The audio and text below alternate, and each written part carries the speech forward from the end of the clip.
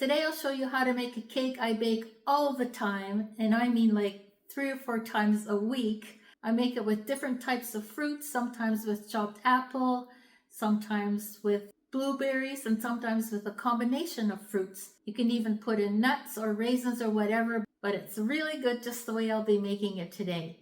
So, are you ready? Start with 1 cup of flour, and I only have 2 bowls, by the way.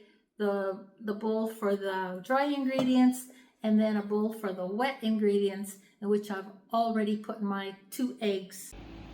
It's just all-purpose flour, 2 teaspoons of baking powder, doesn't have to be right on, 1 teaspoon of baking soda, and then I just stir it around, and that's the dry ingredients.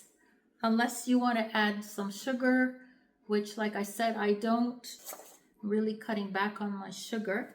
And because I'm using as few utensils as possible, I'm going to use my spatula here for everything, including mixing the eggs.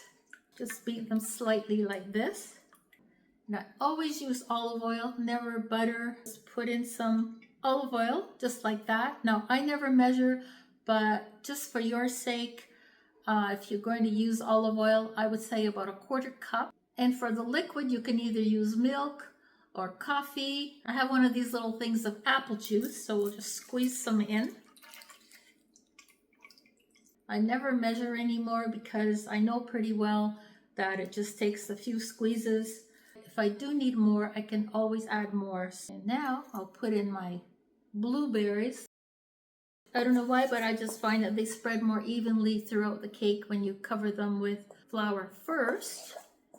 So now I'm just gonna dump this in there. I have a jar of strawberry jam that's almost finished, so I thought today I would just see how that tastes. I love experimenting. I love it, I love it, I love it! Mix that all together. It doesn't have to be stirred a lot. Just make sure that it's blended well. And this is about the consistency it is, just like that. If it's a little stiffer, it doesn't matter, but I really wouldn't want it any more liquidy than this. So here's my loaf pan. I line it with parchment paper. And put that in the pan. Let's see if you guys can see this. Put it in the pan, just like that.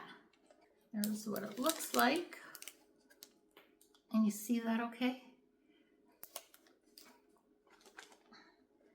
Okay, so now I'm just going to pop that in the oven for 35 minutes at about 325 to 350 degrees, depending on your own oven. I have an infrared oven, and so I hit cake and it automatically does 35 minutes and it sets the temperature automatically. So keep an eye on it, and it's done when it's springy in your case. In my case, it's done right after 35 minutes.